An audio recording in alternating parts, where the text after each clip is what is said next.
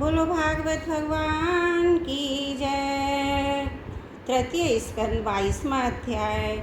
देवहूति के साथ कर्दम प्रजापति का विवाह। मैत्री जी कहते, विदुर जी, इस प्रकार जब कर्दम जी ने मुनि के संपूर्ण गुणों और कर्मों की श्रेष्ठता का वर्णन किया तो उन्होंने उन निरवत्ति प्राण मुनि से कुछ सकुच आकर कहा। गुरु मुनि जी ने कहा, मुनि, वेद मूर्ति भगवान ब्रह्मा ने अपने वेद में प्रज्ञा की रक्षा के लिए तब विद्या योग से संपन्न तथा विषयों में नासक्त आप ब्राह्मणों को अपने मुख से वर्णन किया और फिर उन सहस्त्र चरण वाले विराट पुरुष ने आप लोगों की रक्षा करने के लिए ही अपने सहस्त्र भुजाओं से हम क्षत्रियों को उत्पन्न किया है। इस प्रकार ब्राह्मण उनके हृदय और क्षत्रिय शरीर कहलाते हैं। अतः एक ही शरीर से संबंध होने के कारण अपनी अपनी और एक दूसरे की रक्षा करने वाले उन ब्राह्मण और क्षत्रियों को वास्तव में श्रीहरि की रक्षा करते हैं, जो समस्त कार्य कारण रूप होकर भी वास्तव में निर्विकार है। आपके दर्शन मात्र से ही मेरे सारे संदेह दूर हो गए, क्योंकि आपने मेरी प्रशंसा के मित से स्वयं प्रजा पालन की इच्छा वाले राजा के धर्मों का बड़े प्रेम से निरूपण किया है।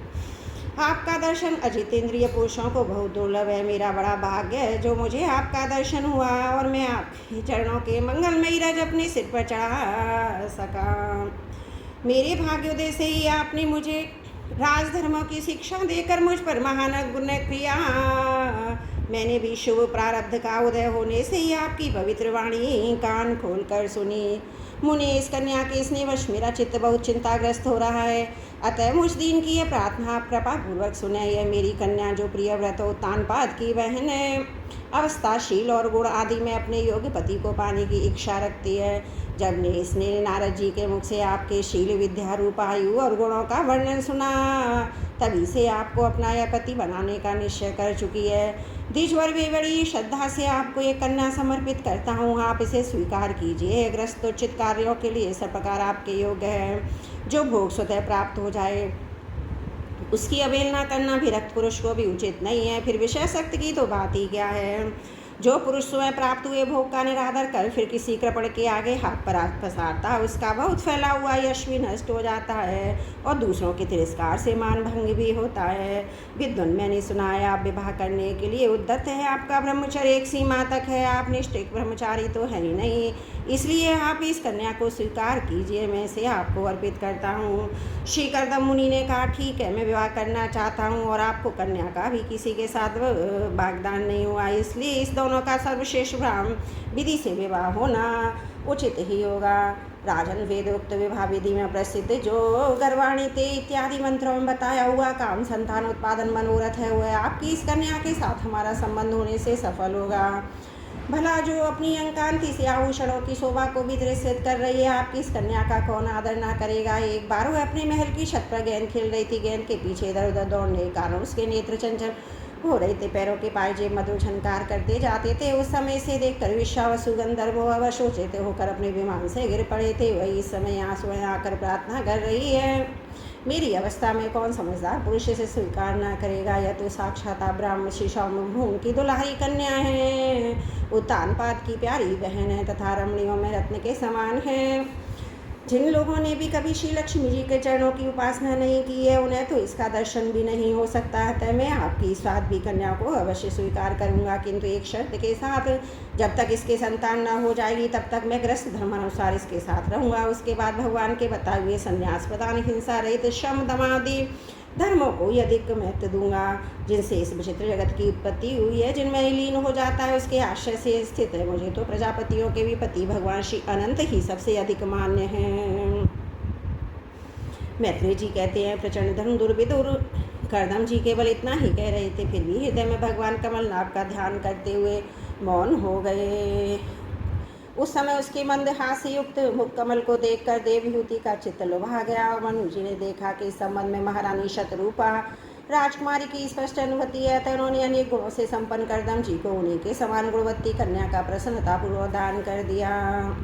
महारानी शतरूपा पानी को और दामाद को बड़े प्रेम भाव से बहुमूल्य वस्त्र आभूषण ग्रस्त छत्रपात्र आदि दहेज में दिए। इस प्रकार सुयोग वर को अपनी कन्या देकर महाराजा मनु निश्चिंत हो गए। चलती बार उनका वियोग न सह सकने के कारण उन्होंने उत्कंठा वश विहलित होकर उसे अपनी छाती से चिपटा लिया। और हे बेटी, बेटी कहकर रोने लगे। इसकी आंखों से आंसुओं की छड़ी लग गई। उनसे उन्होंने देवहूति के सिर के सारे बाल भिगो दिए। फिर वे मुनीश्वर कदम से पूछकर उनकी आज्ञा ले रानी के सहित रथ पर सवार हुए और अपने सेवकों सहित ऋषि कुल सेवित सरस्वती नदी के दोनों तीरों पर मुनियों के आश्रम की शोभा देखते हुए अपनी राजधानी में चले आए। जब ब्रह्माव्रत की प्रजा को यह समाचार मिला कि उसके स्वामी आ रहे हैं, तब वह अत्यंत आनंद हो और स्तुति गीत और बाजे गाजे के साथ अगवानी करने के लिए ब्रह्माव्रत की राजधानी से बाहर आई। सब प्रकार की संपादना से युक्त ब्रह्मश्रुति नगरी मनु जी की राजधानी थी, जहाँ पृथ्वी को रसातल से ले लाने के पश्चात शरीर कपाते हुए श्री बराह भगवान के रोम झड़कर गिरे थे। बेरोम ही निरंतर हरे भरे रहने वाले कुश और काश हुए, जिनके द्वारा मुनियों ने यज्ञ में विघ्न डालने वाले दैत्यों का तिरस्कार कर भगवान यज्ञ पुरुष की यज्ञ द्वारा आराधना की। महाराजा मनु ने भी श्री वराह भगवान से भूमि रूप निवास स्थान प्राप्त होने पर इसी स्थान में कुश अवकाश की भई चटाई बिछाकर श्री यज्ञ भगवान की पूजा की थी। जिस बृहस्पतिपुरी में मनु जी निवास करते थे, उसमें पहुंचकर उन्होंने अपने त्रितापनाशक भवन में प्रवेश किया। वहां अपनी भार्या और संतति के सहित वे धर्म अर्थ और मोक्ष के अनुकूल भोगों को भोगने लगे। प्रातःकाल होने पर गंधर्वगण अपनी स्त्रियों के सहित उनका गुणगान करते थे, किंतु मनु जी उसमें आसक्त न होकर प्रेमपूर्ण हृदय से श्री हरि की कथाएं सुना करते थे। वे इच्छानुसार भोगों का निर्माण करने में कुशल थे, किंतु मननशील और भगवत परायण होने के कारण भोग उन्हें किंचित भी विचलित नहीं कर पाते थे। भगवान विष्णु की कथाओं का श्रवण ध्यान रचना निरूपण करते रहने के कारण उनके मनवंतर को व्यतीत करने वाले क्षण कभी व्यर्थ नहीं जाते थे। इस प्रकार अपनी जागृत आदि तीनों अवस्थाओं अथवा तीनों गुणों को अभिभूत करके उन्होंने भगवान वासुदेव के कथा प्रसंग में अपने मनवंतर के 71 चतुर्युग पूरे कर दिए। व्यास नंदन विदुर जी, जो पुरुष श्री हरि के आश्रित रहता है, उसे शारीरिक मानसिक दैविक मानुषिक और भौतिक दुख किस प्रकार कष्ट पहुंचा सकते हैं। मनु जी निरंतर समस्त प्राणियों के हित में रहने लगे थे। मुनियों के पूछने पर उन्होंने मनुष्यों के तथा समस्त वर्णाश्रमों के अनेक प्रकार के मंगलमय धर्मों का भी वर्णन किया, जो मनुष्य यात्रा के रूप में अब भी उपलब्ध है। जगत के सर्वप्रथम सम्राट महाराजा मनु वास्तव में कीर्तन के योग्य थे। मैंने उनके अद्भुत चरित्र का वर्णन किया। उनकी कन्या देवहूति का प्रभाव सुनिए। बोलो भागवत भगवान की जय। तीसरा स्कंद 22वां अध्याय समाप्त। त्रुटियों के लिए क्षमा चाहती हूँ। बोलो भागवत भगवान की जय। तृतीय स्कंद 23वां अध्याय कर्दम और देवहूति का विहार। श्री मैत्रेय जी ने कहा, विदुर जी, माता पिता के चले जाने पर पति के अभिप्राय को समझ लेने में कुशल साध्वी देवहूति कर्दम जी की प्रतिदिन प्रेम पूर्वक सेवा करने लगी। ठीक उसी समय जैसे श्री पार्वती जी भगवान शंकर की सेवा करती थी। उसने काम वासना दम उद्देश्य लोभ पाप मद का त्याग कर बड़ी सावधानी और लगन के साथ सेवा में तत्पर रहकर विश्वास पवित्रता गौरव संयम शुश्रूषा प्रेम और मधुर भाषणी गुणों से अपने परम तेजस्वी पति देव को संतुष्ट कर दिया। देवहूति समझती थी कि मेरे पति देव बढ़कर हैं, इसलिए उनसे बड़ी बड़ी आशाएं रखकर उनकी सेवा में लगी रहती थी। इस प्रकार बहुत दिनों तक अपना अनुवर्तन करने वाली इस मनुपुत्री को व्रत आदि का पालन करने से दुर्बल हुई देख देवर्षि श्रेष्ठ कर्दम दयावश कुछ खेद हुआ और उन्होंने उससे प्रेम से गदगद पानी में कहा। कर्दम जी बोले, मुनि नंदिनी, तुमने मेरा बड़ा आदर किया है। मैं तुम्हारी उत्तम सेवा परम भक्ति से बहुत संतुष्ट हूँ। सभी देहधारियों को अपना शरीर बहुत प्रिय आदर की वस्तु होता है, किंतु तुमने मेरी सेवा के आगे उनके क्षीण होने की भी कोई परवाह नहीं की। अतः अपने धर्म का पालन करते रहने से मुझे तप समाधि उपासना योग के द्वारा जो भय शोक से रहित भगवत प्रसाद स्वरूप विभूतियाँ प्राप्त हुई हैं, उन पर मेरी सेवा के प्रभाव से अब तुम्हारा भी अधिकार हो गया है। मैं तुम्हें दिव्य दृष्टि प्रदान करता हूँ, उसके द्वारा तुम उन्हें देखो। अन्य जितने भी भोग हैं वे तो भगवान श्री हरि के ब्रकोटी विलास मात्र से नष्ट हो जाते हैं, अतः वे इनके आगे कुछ भी नहीं है। तुम मेरी सेवा से भी कृतार्थ हो गई हो। अपने पातिव्रत धर्म का पालन करने से तुम्हें ये दिव्य भोग प्राप्त हो गए हैं। तुम इन्हें भोग सकती हो। हम राजा हैं, हमें सब कुछ सुलभ है। इस प्रकार जो अभिमान आदि विकार है, उनके रहते हुए मनुष्यों को इन दिव्य भोगों की प्राप्ति नहीं होनी कठिन है। कर्दम जी के इस प्रकार कहने से अपने पतिदेव को संपूर्ण योग माया विद्याओं में कुशल जानकर उस अबला की सारी चिंता जाती रही। उसका मुख किंचित संकोच भरी चितवन और मधुर मुस्कान से खिल उठा और विनय और प्रेम से गदगद वाणी में इस प्रकार कहने लगी। देवहूति ने कहा, द्विश्रेष्ठ स्वामिन, मैं ये जानती हूँ कि कभी निष्फल न होने वाली योग शक्ति त्रिगुणात्मका माया का अधिकार रखने वाले आपके सब ऐश्वर्य प्राप्त हैं, किंतु प्रभु आपने विवाह के समय जो प्रतिज्ञा की थी कि गर्भाधान होने तक मैं तुम्हारे साथ ग्रस्त सुख करूँगी, उसकी अब पूर्ति होनी चाहिए, क्योंकि श्रेष्ठ पति के द्वारा संतान प्राप्ति होना पतिव्रता स्त्री के लिए महान लाभ है। हम दोनों के समागम के लिए शास्त्र के अनुसार जो कर्तव्य है उसका आप उपदेश दीजिए। उपटन गंध भोजन आदि उपयोगी सामग्रियाँ भी जुटा दीजिए, जिससे मिलन की इच्छा से अत्यंत दीन दुर्बल हुआ मेरा यह शरीर आपके अनशन के योग हो जाए, क्योंकि आपकी बढ़ाई हुई कामगिरना मैं पीड़ित हो रही हूँ। सामने इस कार्य के लिए एक उपयुक्त भवन तैयार हो जाए, इसका भी विचार कीजिए। मैत्रेय जी कहते हैं, विदुर जी, कर्दम मुनि ने अपनी प्रिया की इच्छा पूर्ण करने के लिए उसी समय योग में स्थित एक विमान रचा, जो इच्छानुसार सर्वत्र जा सकता था। यह विमान सब प्रकार के इच्छित भोग फल प्रदान करने वाला, अत्यंत सुंदर, सब प्रकार के रत्नों से युक्त, सब सम्मतियों की उत्तरोत्तर वृद्धि से संपन्न तथा मणिमय खम्भों से सुशोभित था। वह सभी रीतियों में सुखदायक था। उसमें जहाँ तहाँ सब प्रकार की दिव्य सामग्रियाँ रखी हुई थी तथा उसे चित्र विचित्र रेशमी ढंडियाँ पताकाओं से खूब सजाया गया था, जिन पर भ्रमण कर मधुर गुंजार कर रहे थे। ऐसे रंग बिरंगे पुष्पों की मालाओं से अनेक प्रकार के सूती और रेशमी वस्त्रों में अत्यंत शोभामान हो रही थी। एक के ऊपर एक बनाए हुए कमरों में अलग अलग रखी शैया, पलंग, पंखे, आसनों के कारण बड़ा सुंदर जान पड़ता था। जहाँ तहाँ दीवारों में वे की गई शिल्पकार चारण से अपूर्व शोभा हो रही थी। उसमें पन्ने का फर्श था, बैठने के लिए मूंगे की वेदियाँ बनाई गई थी, मूंगे की ही दहलियाँ थी। उसके द्वारों में हीरे के किवाड़ थे तथा इंद्र नीलमणि के शिखरों पर सोने के कलश रखे हुए थे। उसकी हीरे की दीवारें लाल बढ़िया जड़े हुए लाल रत्न थे, जो ऐसे जान पड़ते थे मानो विमान की आंखें हों, तथा उसे रंग बिरंगे चंद्रों और बहुमिल सुनहरी बंधनवारों से सजाया गया था। उस विमान में जहाँ तहाँ कृत्रिम हंस, कबूतर आदि पक्षी बनाए गए थे, जो बिल्कुल सजीव से मालूम होते थे। अपना सजाती समझकर बहुत से हंस कबूतर उनके पास बैठ बैठ कर अपनी बोली बोलते थे। उसमें सुविधानुसार क्रीड़ा स्थली, शयन गृह, बैठक आंगन, चौका आदि बनाए गए, जिनके कारण विमान स्वयं कर्दम जी को भी विस्मित सा कर रहा था। ऐसे सुंदर घर को जब भी देवहूति ने बहुत प्रसन्न चित्त से देखा तो सबके आंतरिक भाव को परख लेने के बाद कर्दम जी ने स्वयं कहा, भीरू, तुम इस बिंदु सरोवर में स्नान करके विमान पर चढ़ जाओ। ये विष्णु भगवान का रचा हुआ तीर्थ मनुष्यों की सभी कामनाओं की प्राप्ति कराने वाला है। कमल लोचना देवहूति ने अपनी पति की बात मानकर सरस्वती के पवित्र जल से भरे हुए सरोवर में प्रवेश किया। उस समय बड़ी मैली कुचली साड़ी पहनी हुई थी, उसके सिर के बाल चिपक जाने इसमें लटें पड़ गई थी, शरीर में मैल जम गया था, स्तन कांतिहीन हो गए थे। सरोवर में गोता लगाने पर उसके भीतर एक महल के 1000 कन्याएं देखी, वे सभी किशोर अवस्था की और उनके शरीर से कमल सी गंध आ रही थी। देवहूति को देखते ही सब स्त्रियाँ सहसा खड़ी हो गई, हाथ जोड़कर कहने लगी, हम आपकी दासियाँ हैं, हमें आज्ञा दीजिए, हम आपकी क्या सेवा करें। विदुर जी, जब स्वामिनी को सम्मान देने वाली उन रमणियों ने बहुमिल मसालों और गंध आदि से मिश्रित जल के द्वारा मनस्विनी देवी हित के स्नान कराया तथा 2 नवीन और निर्मल वस्त्र पहनने को दिए, फिर उन्होंने ये मूल्य के बड़े सुंदर कांतिमान आभूषण, सर्वगुण संपन्न भोजन, पीने के लिए अमृत के साथ स्वादिष्ट सब प्रस्तुत किए। अब देवहूति ने दर्पण में अपना प्रतिबिंब देखा तो उसे मालूम हुआ कि भांति भांति के सुगंधित फूलों के हारों से विभूषित है, स्वच्छ वस्त्र धारण किए हुए है, उसका शरीर भी निर्बल और कांतिमय हो गया है, तथा उन कन्याओं ने बड़े आदरपूर्वक उसका मांगलिक श्रृंगार किया।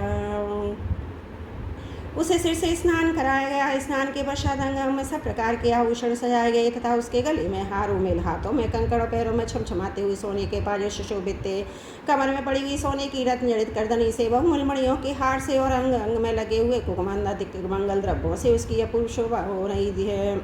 उसका मुख सुंदर दीनान बड़ी मनोहर मोह है, कमल की कली से स्पर्धा करने वाले प्रेम कटाक्ष में सुंदर नेत्र और नीली अलकावली से जड़ा बड़ा सुंदर जान पड़ता है। विदुर जी, जब देवहूति ने अपने प्रिय पतिदेव का स्मरण किया तो अपने को सहेलियों से वहाँ पाया जहाँ प्रजापति कर्दम जी विराजमान थे। उस समय अपने को सहस्त्रों स्त्रियों के सहित अपने प्राणनाथ के सामने देख उसे उनके योग का प्रभाव समझकर देवहूति को बड़ा विस्मय हुआ। शत्रु विजयी विदुर, जब कर्दम जी ने देखा देवहूति का शरीर स्नान करने से अत्यंत निर्मल हो गया है, फिर विवाह काल से पुरुष का जैसा रूप था उसी रूप को पाकर वह अपूर्व शोभा में संपन्न हो गई। उसका सुंदर वक्ष चौली से ढका हुआ, चारों विग्धाधारियाँ उसकी सेवा में लगी हुई थी, उसके शरीर पर बढ़िया बढ़िया शोभा वस्त्र पा रहे थे। तब उन्होंने बड़े प्रेम से उसे विमान पर चढ़ाया। उस समय अपनी प्रिया के प्रति अनुरक्त होने पर भी कर्दम जी महिमा मनो इंद्रियों पर प्रभुता कम नहीं हुई। विद्याधरियों उनकी शरीर की सेवा कर रही थी खिले हुए कुमुद के फूलों से श्रृंगार करके अत्यंत सुंदर बने हुए विमान पर इस प्रकार शोभा पा रहे थे, मानो आकाश में तारागण से घिरे हुए चंद्रदेव विराजमान हो। उस समय विमान पर निवास कर उन्होंने दीर्घ काल तक कुबेर जी के समान मेरू पर्वत की घाटियों से विहार किया। ये घाटियाँ 8 लोकपालों की विहार भूमि है। इसमें कामदेव को बढ़ाने वाली शीतल मंद सुगंध वायु चलकर इनकी कमनीय शोभा का विस्तार करती है। श्री गंगा जी के स्वर लोक से गिरने की मंगल ध्वनि निरंतर गूंजती रहती है। उस समय भी दिव्य विद्याधारियों का समुदाय उनकी सेवा उपस्थितता सिद्ध गण वंदना किया करते थे। इसी प्रकार प्राणप्रिया देवभूति के साथ उन्होंने वैश्व सूर्यनंदन पुष्पभद्र और चैत्रथ आदि अनेकों देवोत्थानों मानस सरोवर में अनुराग पूर्वक विहार किया। उस कांतिमान इच्छानुसार चलने वाले श्रेष्ठ विमान पर बैठकर वायु के समान सभी लोकों में विचरते हुए करदम जी विमान बिहारी देवताओं से भी आगे बढ़ गए। विदुर जी ने भगवान के व्यवहारी पवित्र पाद पद्मों का आश्रय लिया। उन धीर पुरुषों के लिए कौन सी वस्तु या शक्ति दुर्लभ है। इस प्रकार महायोगी करदम जी यह सारा भूमंडल जो दिव्य शादी की विचित्र रचना के कारण बड़ा आश्चर्यमय प्रतीत होता है, अपनी प्रिया को दिखाकर अपने आश्रम को लौट आए। फिर उन्होंने अपने को 9 रूपों में व्यक्त रति सुख के लिए अत्यंत उत्सुक मन कुमारी देवी को आनंद करते हुए उसके साथ बहुत वर्षों तक प्यार किया, किंतु उनका इतना लंबा समय एक मुहूर्त के समान बीत गया। उन विमान में रति सुख को बढ़ाने वाली बड़ी सुंदर शैया आश्रम थे। वो परम प्रियतम के साथ रहती हुई देवभूति को इतना काल कुछ भी जानना पड़ा। इस प्रकार उस कामासक्त दंपति को अपने योग बल से सैकड़ों वर्षों तक विहार करते हुए भी काल बहुत थोड़े समय के समान निकल गया।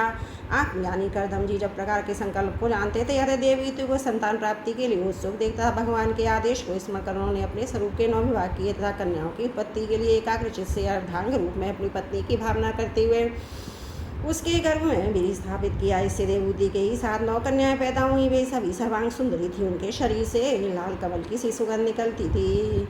इसी समय शुद्ध स्वभाव वाली सती देवभूति देखा कि पूर्व प्रतिज्ञा के अनुसार उनके पतिदेव संन्यास आश्रम ग्रहण करके वन को जाना चाहते हैं, तो उसने अपने आंसुओं को रोककर ऊपर से मुस्कुराते हुए व्याकुल एवं संतप्त हृदय से धीरे धीरे अति मधुर वाणी में कहा। उस समय वह फिर से नीचा करते हुए अपने नखमंडित चरण कमल से पृथ्वी को कुरेद रही थी। देवभूति ने कहा, भगवान आपने जो कुछ प्रतिज्ञा की थी वह सब तो पूर्ण ही निभा दी, तो भी मैं आपकी शरणागत हूँ, अतः आप मुझे अभयदान दीजिए। ब्रह्मन इन कन्याओं के लिए योग्य वर खोजने पड़ेंगे और आपके वन को जाले जाने के बाद मेरे जन्म मरण शोक को दूर करने के लिए भी कोई नहीं होना चाहिए। प्रभु अब तक परमात्मा से विमुख मेरा जो समय इंद्रिय सुख भोगने में बीता है वह तो निरर्थक ही गया। आपके परम प्रभाव न जानने के कारण ही मैंने इंद्रियों के विषयों में आसक्त रहकर आपसे अनुराग किया। तथापि अभी मेरे संसार भय को दूर करने वाला ही होना चाहिए। ज्ञानवश सत्पुरुषों के साथ किया हुआ संसार बंधन का कारण होता है, वही सत्पुरुषों के साथ किए जाने वाला असंगता प्रदान करता है। संसार में जिस पुरुष के कर्मों से ना तो धर्म का संपादन होता है, ना वैराग्य उत्पन्न होता है, ना भगवान की सेवा ही संपन्न होती है, यह पुरुष जीते ही मुर्दे के समान है। अवश्य मैं भगवान की माया से बहुत ठगी गई हूँ, जो आप जैसे मुक्तिदाता पतिदेव को पाकर भी मैंने संसार बंधन से छूटने की इच्छा नहीं की। बोलो भागवत भगवान की जय। तृतीय स्कंद 23वां अध्याय। त्रुटियों के लिए क्षमा चाहती हूँ।